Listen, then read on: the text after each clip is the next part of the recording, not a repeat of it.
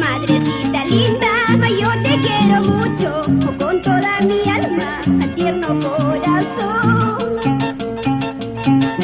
Tu rama lo hice con flores del campo, para ofrecerte en tu feliz día, para ofrecerte en tu feliz día.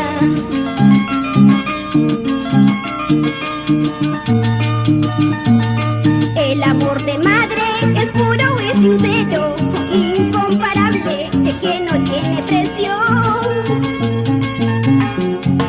Segundo por segundo, con dolor profundo, entre tus entrañas me trajiste al mundo, con la esperanza de triunfar en la vida.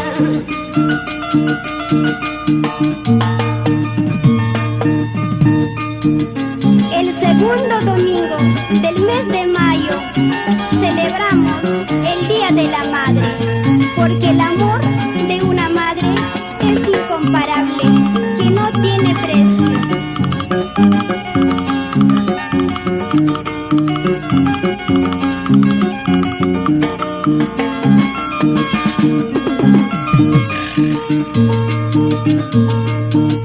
Madrecita linda, madre de mi vida, y esas tus arrugas que llevas en la frente.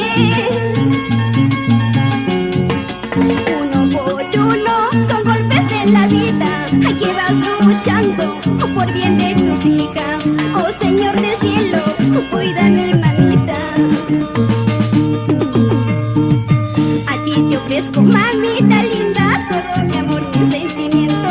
Por donde voy, donde me encuentro, siempre estás aquí en mi mente, porque te adoro, madrecita.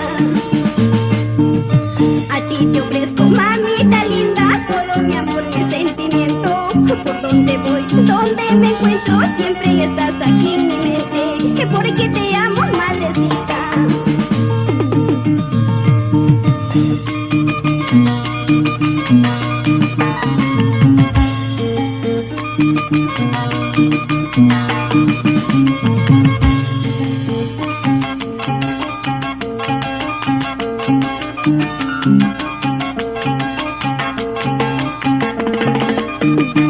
Con mucho aprecio les canto a todas las madres peruanas, especialmente a mi madrecita Antonia Luciano Celestino, por Huánuco, Ambo, Coquín.